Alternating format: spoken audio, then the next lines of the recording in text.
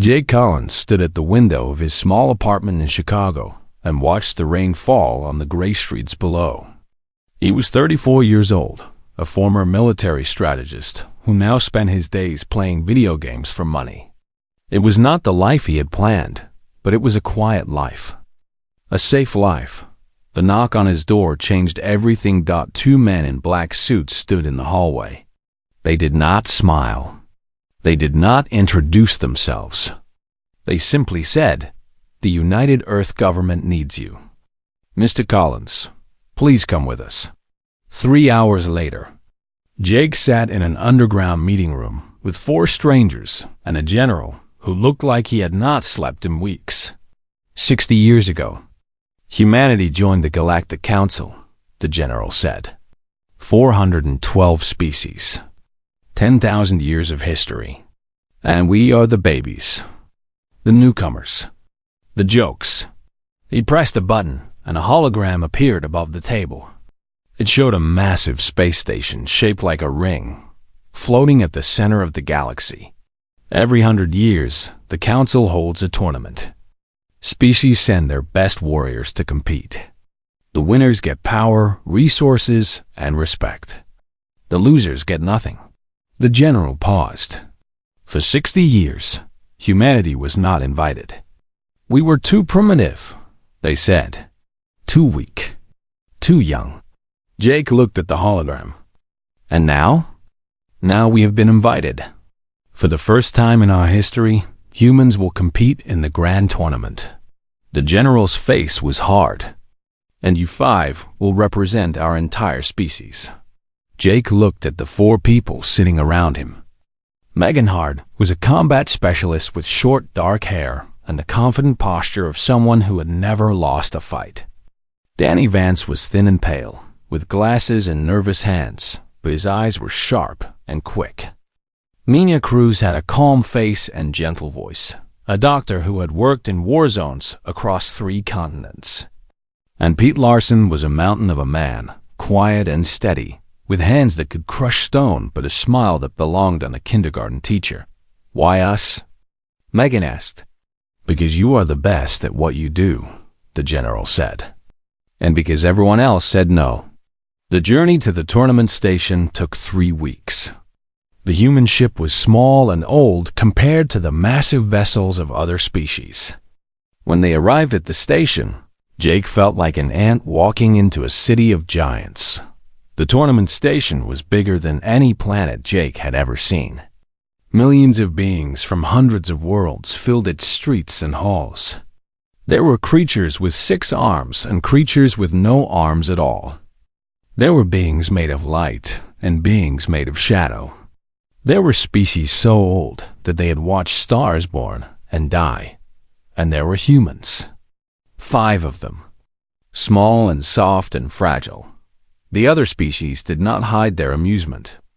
Jake heard laughter as his team walked through the registration hall. He saw aliens pointing at them and making jokes in languages he did not understand. One group of tall, red-skinned warriors blocked their path and refused to move, forcing the humans to walk around them. Ignore them, Nina said quietly. They want us to react. Danny had been reading something on his tablet since they arrived. I found the rulebook, he said. It has 47,000 pages. Who reads 47,000 pages? Pete asked. I do, Danny said. And I think I know why. The opening ceremony was held in a stadium that could hold 10 million spectators. 200 species marched onto the field, displaying their champions for the galaxy to see. The Valkyrie Empire sent warriors who stood 7 feet tall, with claws like knives and eyes like fire.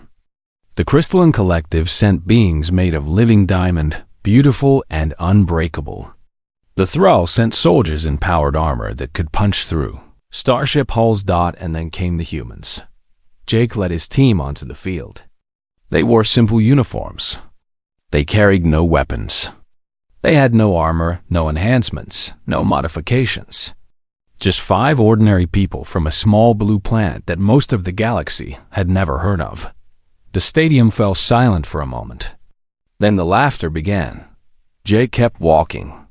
He kept his head high and his face calm. Behind him, you could hear Megan grinding her teeth and Pete cracking his knuckles. But they kept walking to dot after the ceremony. A Volcari champion approached them. His name was Korath, and he was the most decorated warrior in tournament history. He had won 3 championships and killed over 100 opponents in combat. "Little humans," Korath said, his voice deep and rumbling. "You should go home. This is not a game for children." Jake looked up at the massive alien. "We were invited. We have every right to be here. Rights mean nothing if you cannot survive." Korath leaned down until his face was inches from Jake's. In the first challenge, teams enter the Labyrinth of Koth. It is a maze filled with traps and monsters. Most species lose half their members in the first hour. How many of your 5 will survive, little human? 2? 1? None? Jake did not look away. "All of us." Korath laughed. It was a cold, cruel sound. "I will enjoy watching you die." He walked away, and Jake let out a breath he did not know he was holding. "That guy's terrifying," Danny said. "He is also arrogant," Nina observed. "He thinks he has already won." "Maybe he has," Pete said quietly. "Look at us. Look at them. We do not belong here." Jake turned to face his team. They looked tired and scared and very, very small. "Listen to me," he said. "I have been studying wars my whole life. Real wars, game wars, every kind of war. And I have learned one thing that never changes. The side that is supposed to win does not always win. Sometimes the bigger army loses. Sometimes the stronger fighter falls. Because war is not just about strength. It is about thinking. It is about adapting. It is about finding the one thing your enemy did not expect." He pointed at Danny's tablet. 47,000 pages of rules. Rules that have been written and rewritten for 10,000 years. Rules that nobody reads anymore because they think they already know them. He smiled. "But we are going to read them. Every single page. And we are going to find something that nobody else has found. Something that changes everything." Megan crossed her arms. "And if we do not find anything, then we die," Jake said simply. "But at least we will die trying. And that is more than anyone expects from us." The team was silent for a moment. Then Pete nodded slowly. "I did not come all this way to quit." "Neither did I," Nina said. Danny pushed up his glasses. "I already found 3 interesting loopholes. Want to hear them?" Megan sighed, but there was a small smile on her face. "Fine, let us do this. Let us show these aliens what humans can do." Outside their small quarters, the galaxy continued to laugh at them. Betting pools gave humanity a survival chance of 0.003%. News programs called them entertainment rather than competition. A famous Valkyrie general said they would not last 1 hour. But inside that small room, 5 humans sat together and began to read. And somewhere in those 47,000 pages, they began to find hope. The first challenge would begin in 3 days. The Labyrinth of Koth waited for them, filled with death and darkness, and things that wanted to eat them alive. Jake was afraid. They all were. But fear, he knew, was just another tool. Another weapon. Another reason to keep fighting. Humanity had been fighting for survival since the beginning of time. This was just another battle, and Jake Collins intended to win. The Labyrinth of Koth was not built on a planet. It was a planet. An entire world shaped into a maze so vast that it could swallow moons. From orbit, Jake could see walls stretching across continents and towers rising above clouds. Somewhere in that endless puzzle, at the very center of the world, waited a beacon. The first 50 teams to reach it would advance to the next round. 200 teams stood at the starting zone. 10,000 competitors from across the galaxy. Most of them had claws or armor or weapons built into their bodies. Most of them had trained for this moment since childhood. Most of them looked at the 5 humans and smiled the way a wolf smiles at a rabbit. "Remember the plan," Jake said quietly. "We do not fight unless we have to. We do not stop unless we have to. We move smart, not fast." The horn sounded, and the tournament began. Teams burst forward in all directions. The Volcari charged straight ahead, smashing through walls with their bare hands. The Crystalline Collective moved like a flowing river of diamonds, cutting through obstacles with their sharp edges. Roars and screams filled the air as species that had been enemies for centuries met in the narrow corridors. Jake led his team down a side path that nobody else wanted. It was narrow and dark and looked like a dead end. But Danny had studied the maze's blueprints from old tournament records, and he had noticed something interesting. The maze was built by the architects, Danny explained as they moved through the shadows.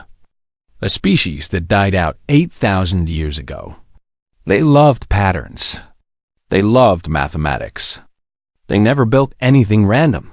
"So the maze has a pattern?" Megan asked. "Everything has a pattern if you look hard enough." They walked for hours. The walls around them were covered in strange symbols and ancient writing.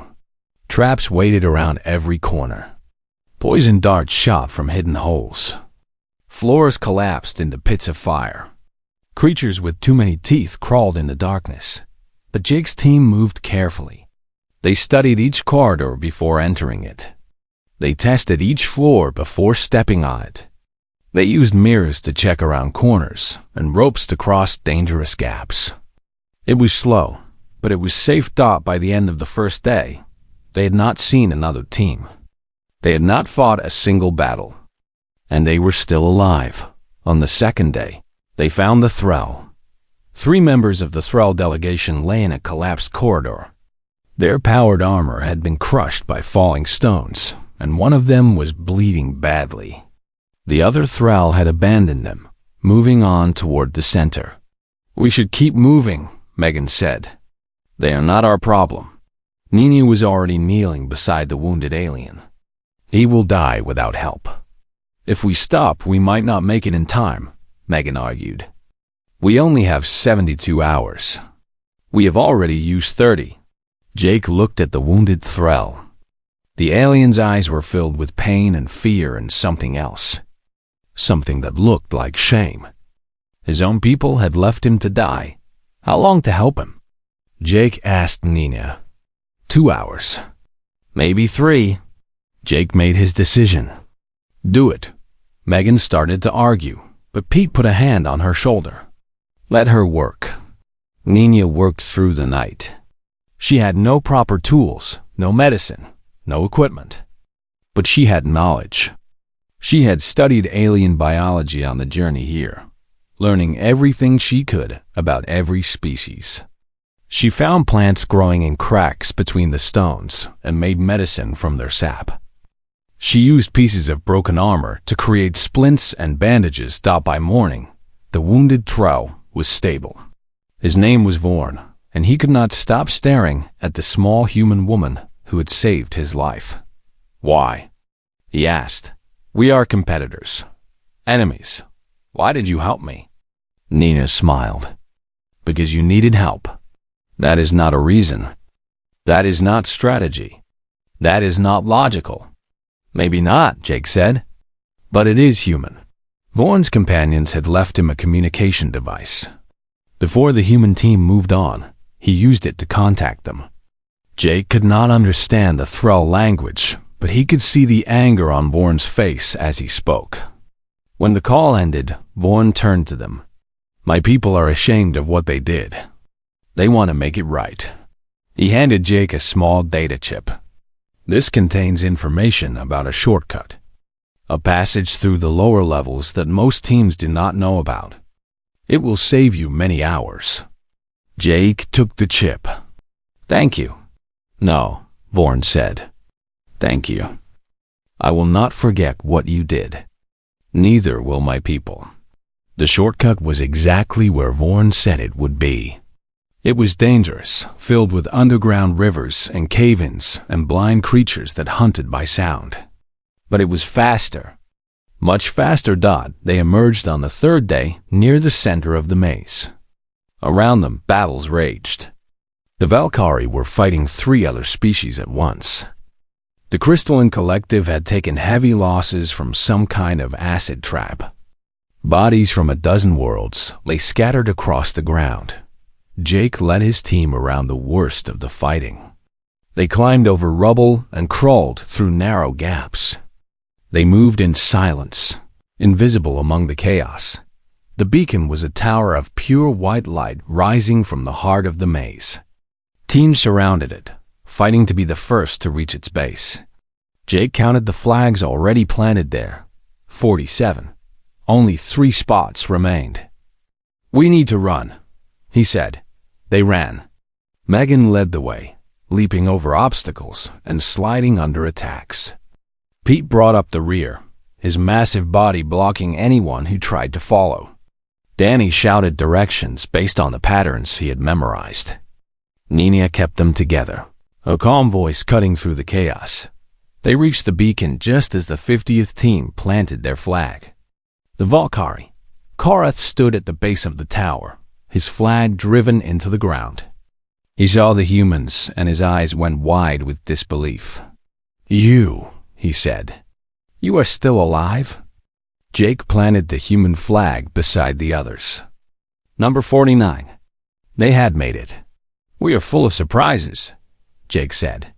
The horn sounded, ending the first challenge. The remaining teams stopped fighting. The ones who had made it looked at their flags with pride. The ones who had failed began the long walk back to the starting zone. Cora stepped closer to Jake. "How did you survive?" "You are weak, slow, soft. You should have died in the first hour."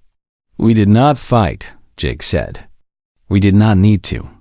"That is impossible. The maze is filled with dangers. Dangers you can avoid if you pay attention. Traps you can see if you look carefully.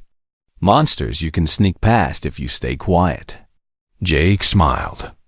"You spent so much time breaking through walls that you never noticed the doors." Korath's eyes narrowed. "You think you are clever, but the next challenges will not be so easy. You cannot hide from combat forever." "Maybe not," Jake admitted. "But we will face that when it comes. For now, we are still here. And you did not expect that." That night, the galactic news networks buzzed with surprise. Humanity, the youngest species in the tournament, had survived the labyrinth of Koth. Not only survived, but finished in the top 50. Analysts struggled to explain how. Experts called it luck. Some called it cheating. But in a small medical tent on the edge of the tournament grounds, Vorn the Thrall told his people a different story. A story about small creatures with soft skin who stopped to help a dying enemy. A story about kindness that made no strategic sense. A story about humans. Jake did not hear that story. He was too busy preparing for the next challenge. But across the galaxy, other species began to hear it. And some of them began to wonder if maybe, just maybe, these strange little humans were more interesting than anyone had thought. The Valkyrie filed a formal complaint, demanding that the human team be investigated for cheating. The council reviewed the footage from every camera in the maze. They examined every second of the human team's journey. They found nothing wrong. No cheating. No rule breaking. Just 5 small creatures doing something nobody expected, using their brains instead of their claws. And for the first time in 10,000 years, the tournament had become interesting again. The 4th challenge was called the War Game. Each team would command a virtual army of 10,000 soldiers on a simulated battlefield. The campaign would last 7 days. Victory went to the teams that conquered the most territory and destroyed the most enemies. Jake sat in the command center and studied the holographic map floating before him. 20 teams remained in the tournament. Each controlled a region of the virtual world. Each had the same resources, the same soldiers, the same starting position, but they did not have the same strategies. The Valkyrie used the same tactics they had used for 3,000 years. Overwhelming force. Direct assault. Crush the enemy with superior numbers and never stop attacking. The Crystalline Collective used precise coordination. Their soldiers moved like parts of a single machine. Every action planned and calculated. The Morath used defensive formations, building fortresses and waiting for enemies to break themselves against their walls. All of them used strategies that had been tested and proven over centuries. Strategies that worked because they were logical, predictable, safe. Jake had studied human military history his entire life. He knew about Sun Tzu and the art of deception. He knew about guerrilla warfare and asymmetric combat. He knew about Napoleon's bold maneuvers and the cunning of ancient generals. Most of all, he knew that humans had spent thousands of years fighting each other. They had invented more ways to win wars than any other species in the galaxy. And most of those ways were completely insane by galactic standards. Here's the plan, Jake told his team. We are going to confuse them. Danny had created a communication network that allowed the team to change strategies instantly. While other species relied on rigid command structures, the humans could adapt in seconds. Megan commanded the strike forces, small groups of elite soldiers that moved fast and hit hard. They did not try to hold territory. They just caused chaos and disappeared before the enemy could respond. Pete commanded the defensive units. But instead of building walls, he built traps, hidden pits, fake fortifications, paths that led nowhere. He made the battlefield itself into a weapon. Nina commanded the support units, medics and engineers who kept the army functioning. But she also ran the intelligence network, gathering information about enemy movements and weaknesses. And Jake commanded everything. He sat at the center of the web, watching and thinking and waiting. The first day, humanity did nothing. They pulled back their forces and let other teams fight each other. The galaxy watched in confusion. Were the humans giving up? Were they too scared to fight? On the second day, Jake struck. Megan's strike forces hit 3 different armies at once. They did not try to win. They just caused damage and ran away. The attack teams sent forces to chase them, leaving their home territories undefended. Pete's traps caught the pursuing forces. Thousands of enemy soldiers fell into hidden pits or walked into ambush zones. The pursuit turned into a disaster. While the enemies dealt with their losses, Jake's main army swept in and captured their undefended bases. By the end of the second day, humanity had doubled their territory without fighting a single major battle. The other teams could not understand what was happening. Their battle computers analyzed human movements and found no pattern. Their strategists studied human tactics and found no logic. The humans seemed to attack randomly, retreat randomly, advance randomly, but there was a pattern. It was just not one that alien minds could recognize. It was the pattern of human history, of desperate armies fighting against impossible odds, of clever generals who won wars through tricks and timing rather than strength. On the fourth day, the Valkyrie attacked. Kareth had finally figured out that humanity was a threat. He threw his full army at the human lines, a massive wave of virtual soldiers that should have crushed everything in its path. Jake ordered a retreat. The human army fell back, and fell back, and fell back. The Valkyrie chased them, hungry for victory, pushing deeper and deeper into human territory. And then, Jake sprang the trap. Human forces appeared from hiding spots all across the battlefield. They cut off the Valkyrie supply lines. They surrounded the overextended enemy army. They turned the hunters into the hunted. The battle lasted 12 hours. When it was over, the Valkyrie army was destroyed. Korath himself was captured by Megan's strike force, his virtual avatar dragged before Jake in chains. How? Korath demanded. How did you defeat me? Your species is 60 years old. We have been warriors for millennia. Jake looked at the proud alien who had mocked him since the tournament began.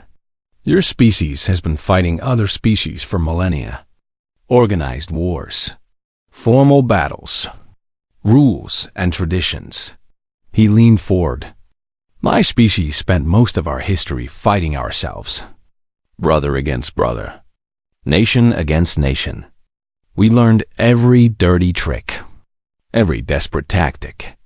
Every way to win when winning should have been impossible. That is insane. Maybe, but it taught us something valuable.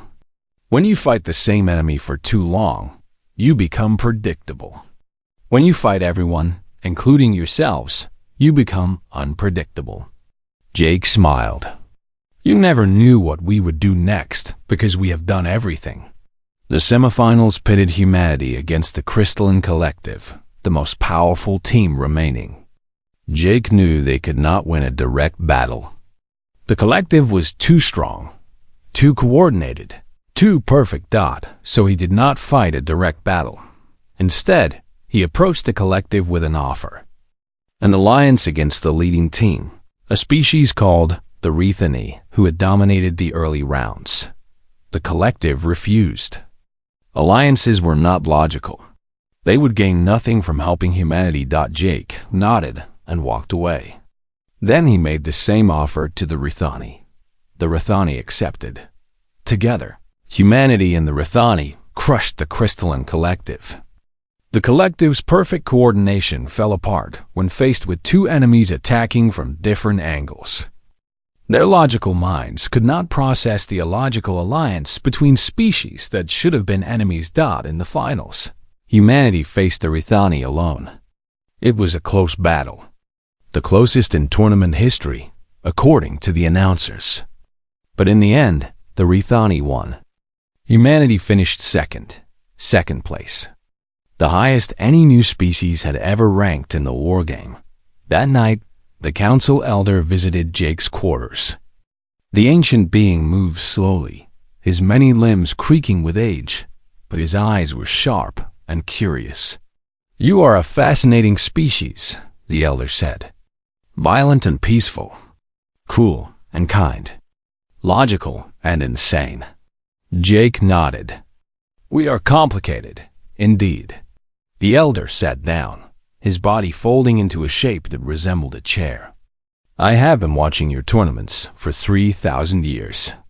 I have seen species rise and fall, empires born and destroyed. And in all that time, I have never seen anything quite like you. Is that good or bad? I do not know yet. The elder studied Jake with those ancient eyes. Your species has known peace for only 200 years. Before that, you fought constantly, killed constantly, destroyed constantly. He paused. Does that not concern you? Jake thought about the question for a long time before answering. It concerns me every day. We are dangerous. We know that. But we are trying to be better. Trying to use what we learned from all that fighting to help instead of hurt. And if you fail, then we fail. But at least we will have tried. The elder was silent for a moment. Then he did something that surprised Jake. He laughed. A dry, dusty sound that echoed through the small room. You are either the most dangerous species in the galaxy, he said, or the most hopeful. Perhaps both. He rose to leave, but paused at the door. The final challenge will be different from the others, he said. It will test something that cannot be measured in combat or strategy. I wonder if your complicated species is ready for it. Then he was gone, leaving Jake alone with his thoughts and his fears and the weight of representing an entire world. The final challenge waited, and Jake had no idea what it would bring. The second challenge took place in a massive sphere floating in empty space. There was no gravity inside, no up or down, Just endless air and floating platforms and 50 teams who wanted to destroy each other. The rules were simple. Each team started on a platform. Combat was melee only. No ranged weapons allowed. The last 20 teams standing would advance. Jake stared at the floating arena through the window of their preparation room. His stomach felt sick just looking at it. Humans had not evolved for zero gravity. Their bodies did not know which way was up. Their minds could not process movement in 3 dimensions. "This is bad," Danny said. "Very bad. I searched the records. No human has ever trained for zero-G combat. We have no technique, no experience, no strategy. The Valkyrie have been fighting in zero gravity for 3,000 years, Megan added. The Morath practically live in space. Even the Thrall have special combat programs for this." Pete floated near the ceiling, looking uncomfortable. "I cannot even figure out how to move straight. Every time I push off, I spin." Jake watched him struggle and felt despair creeping into his heart. They had survived the labyrinth through cleverness and patience. But this was pure combat. There was no way to avoid fighting. Then he noticed something. Pete was spinning, yes. But when he stuck out his arms and legs, he spun slower. When he pulled them in, he spun faster. Basic physics. Conservation of angular momentum. Something every human learned in school. "Danny," Jake said slowly, "the rulebook says weapons must be approved. What about fighting styles?" Danny pulled up his tablet and started reading. His eyes went wide.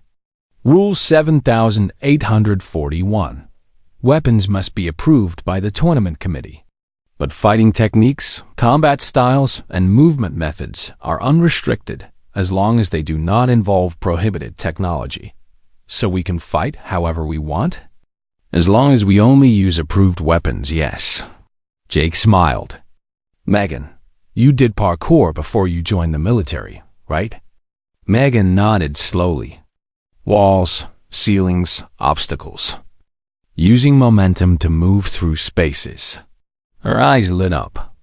"You want me to adapt it for zero gravity? I want you to teach all of us. We have 12 hours before the challenge. That is not enough time to master anything, but it might be enough to learn the basics." They trained through the night. Megan taught them how to use surfaces as launch points, how to grab and push and redirect momentum, how to turn a spin into a weapon instead of a weakness. Pete learned to use his mass as an anchor, grabbing enemies and trapping them in his huge arms. Danny learned to dodge by making himself small and unpredictable. Nina learned to move like water, flowing around attacks instead of blocking them. And Jake learned something else. Something from his years of studying military history. Psychological warfare. The challenge began with a thunderous horn. Teams launched themselves at each other across the empty space. Claws and blades and fists filled the air. The Valkyrie moved like predators, fast and deadly, cutting down opponents with practiced ease. Jake's team did not attack. They defended. The first enemy to reach them was a warrior from a species Jake did not recognize. 6 arms, each holding a blade. The creature moved through zero gravity like it was born there. Pete caught the first strike with his forearm guard and pulled. The warrior's momentum carried him forward, past Pete, right into Megan's kick. She used his body as a platform, launching herself away while he spun helplessly. That was their strategy. Redirect, deflect, use the enemy's movement. Against them, it was not elegant. It was not pretty, but it worked. Other species could not understand what was happening. Their targeting systems were designed to predict enemy movements based on known combat styles. But humans had no known style. They moved wrong. They attacked from unexpected angles. They used techniques that made no sense to alien computers. Humanity won 3 matches through pure confusion. They lost in the quarterfinals to the Valkyrie, But only after a fight that lasted twice as long as anyone expected. Korath himself delivered the final blow to Jake, sending him spinning into the elimination zone. But there was something different in the Valkyrie's eyes now. Not contempt, not amusement. Something that looked almost like respect. The third challenge was a survival test on a planet called Nexus 7. The world had a toxic atmosphere, extreme temperatures, and almost no natural resources. Teams were dropped in isolated locations with minimal equipment. They had to survive for as long as possible. Most species brought advanced technology. Atmospheric filters, temperature regulators, food synthesizers. The Valkyrie brought enough equipment to build a small city. Humanity brought knowledge. Nina had studied the planet's biology during their journey. She knew that certain fungi could filter toxins from the air. She knew that underground caves maintained stable temperatures. She knew that some native plants stored water in their roots. "We do not need machines," she told the team as they landed. "We just need to understand how this world works."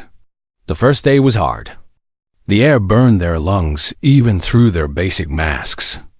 The cold bit through their suits. Every step felt like walking through mud. But they found the fungi Nina had described, growing in the shadow of a rock formation. They built a small shelter from native materials, using techniques that Pete remembered from survival training. They found water. They found food. They found a way to live. Other teams struggled. Their technology failed. Their equipment broke. Species that had not faced real hardship in thousands of years discovered that they had forgotten how to survive without machines. On the fifth day, the human team heard a distress call. 3 members of the Morath delegation were trapped in a collapsing cave. Their atmospheric suits had ruptured. They had minutes to live. The Morath were not allies. They had barely spoken to the humans since the tournament began. They had bet against humanity in every challenge. But Jake did not hesitate. "Let us go." They reached the cave just in time. Pete held up the collapsing roof while the others pulled the Morath free. Nina treated their wounds with medicine made from local plants. Danny used the team's communication equipment to call for evacuation. The Morath survived. All 3 of them. Their leader, a tall being with silver skin and 4 eyes, stood before Jake afterward. "Why did you save us?" "We are nothing to you. Less than nothing. We mocked your species. We bet on your failure." Jake shrugged. "You needed help. That is not an answer." "Maybe not. But it is the truth." The Morath leader was silent for a long moment. Then he did something unexpected. He bowed.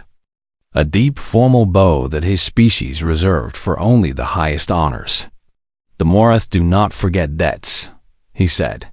"From this day, humanity has our voice, our support, our friendship." The human team survived 14 days on Nexus 7. The average survival time was 6 days. Only 3 teams lasted longer. When they returned to the tournament station, something had changed. The laughter had stopped.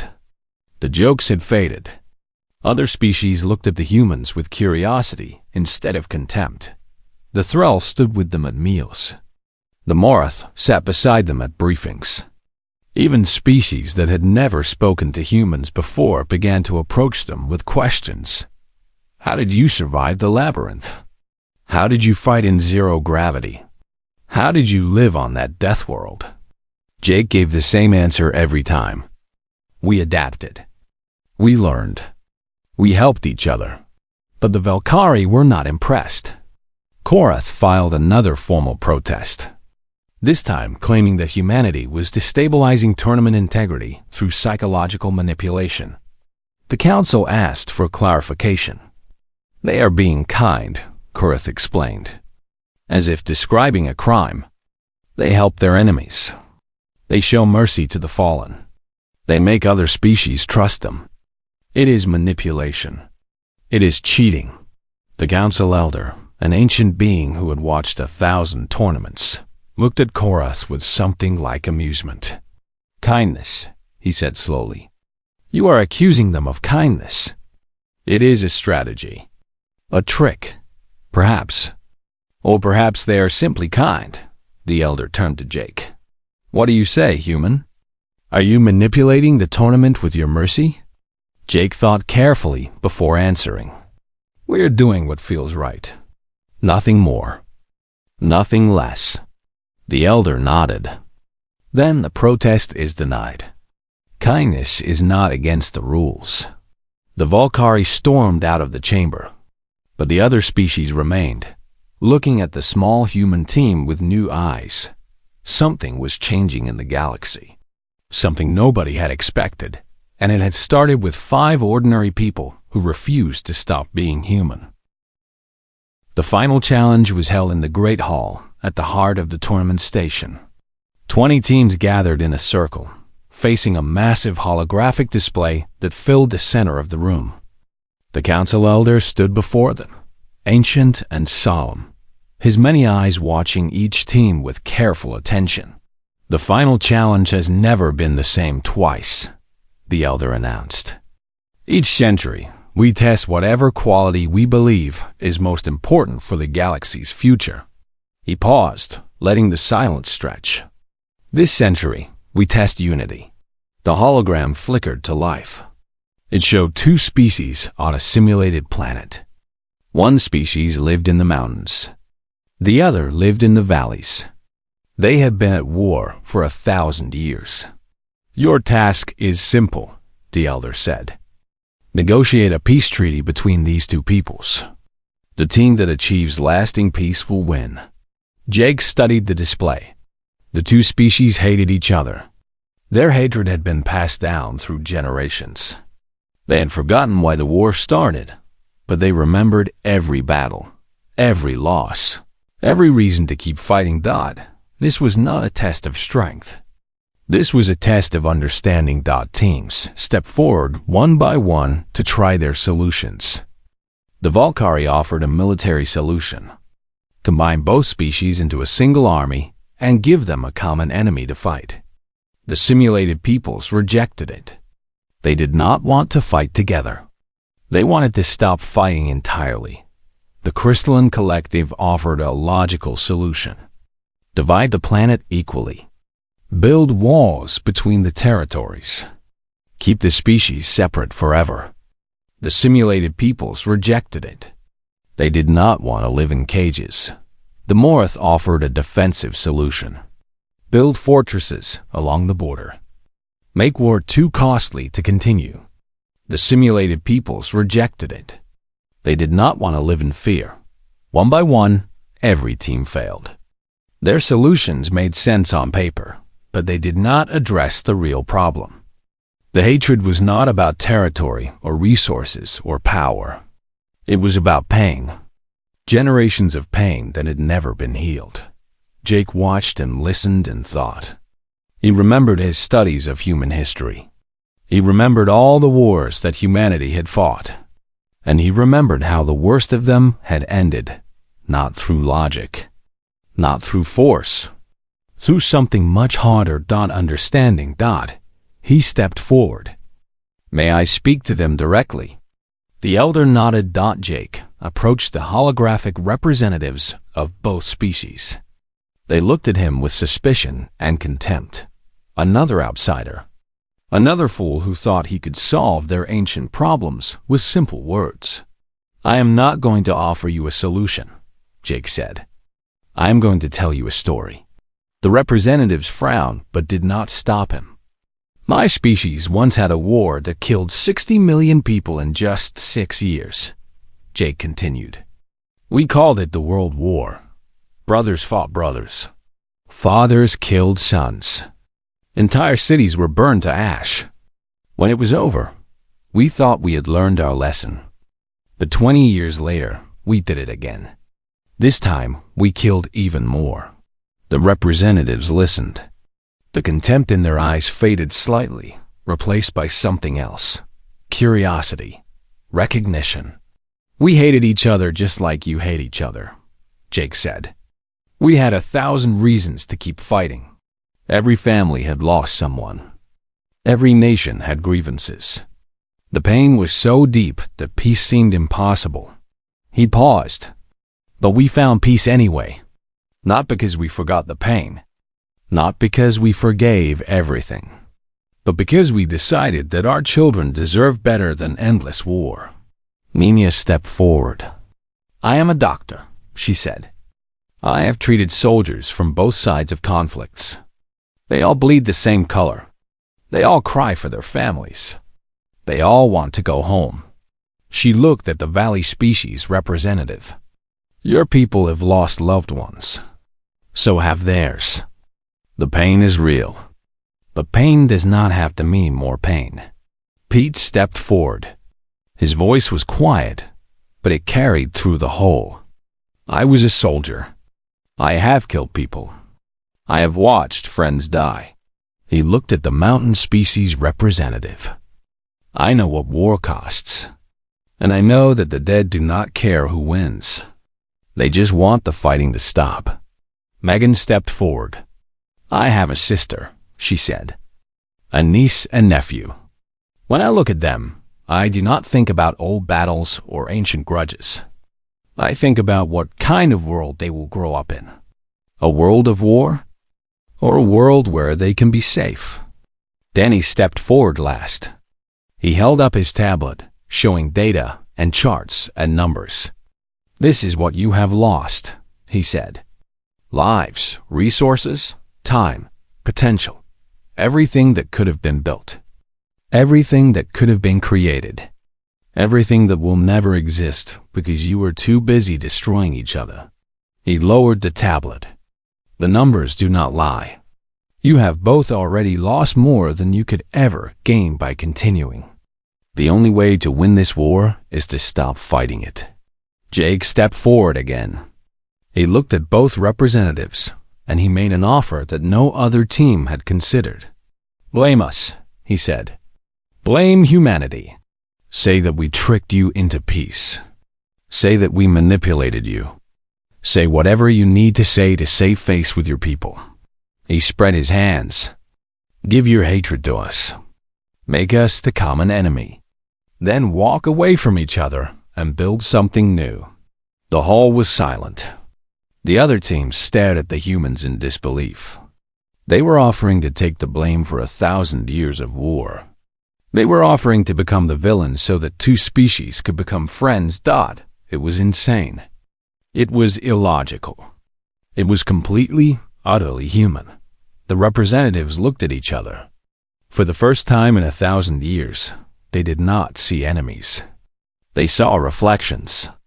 Two peoples who had suffered the same pain. Two peoples who had lost the same things. Two peoples who were tired of fighting. "We accept," the Valley representative said. "We accept," the Mountain representative echoed.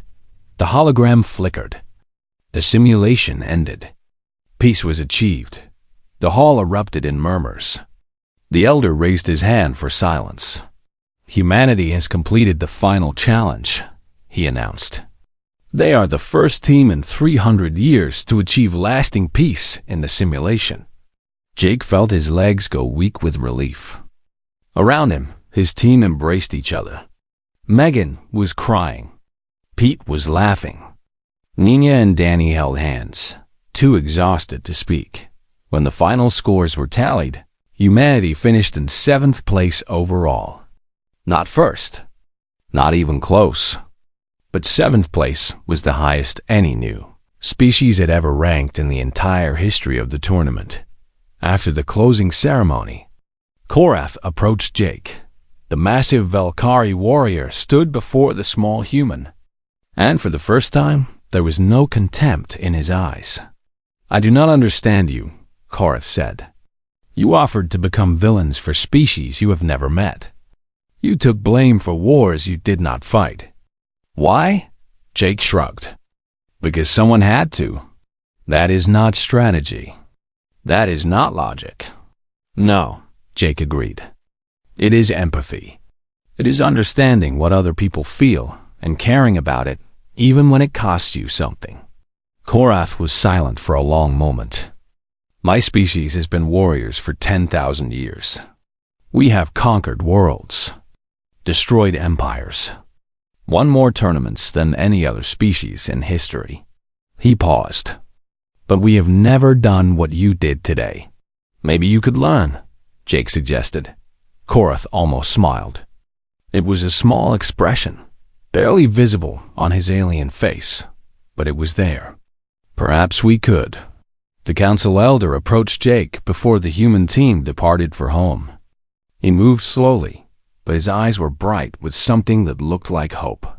The tournament was never about finding the strongest species, he said. It was about finding species who could unite others. Species who could bring peace instead of war. He placed a wrinkled hand on Jake's shoulder. Humanity has earned a permanent seat on the Security Council, a position that normally requires 10,000 years of membership. Jake blinked. Why? Because you showed us something we had forgotten. That strength without compassion is just destruction. That intelligence without empathy is just cruelty. The elder smiled.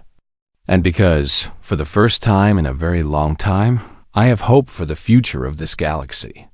The journey home was quiet. Jake stood at the window of their small ship and watched the stars drift by. Megan sat beside him, her eyes closed, her breathing slow and peaceful. We did not win, she said without opening her eyes. No, Jake agreed. We did something better. What? We showed them who we are. He turned to look at his team. Danny was reading his tablet. Pete was sleeping in his chair. Nina was writing notes about everything they had learned.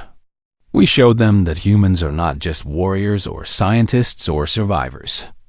We are people who care, people who help, people who try to make things better. Megan opened her eyes. Is that enough? I hope so. Jake looked back at the stars. Because that is all we have. When they returned to Earth, they were greeted as heroes. Parades and celebrations and speeches from world leaders. But Jake barely noticed any of it. He was too busy thinking about what came next. Alien delegations began arriving on Earth, not to mock humanity, but to learn from them.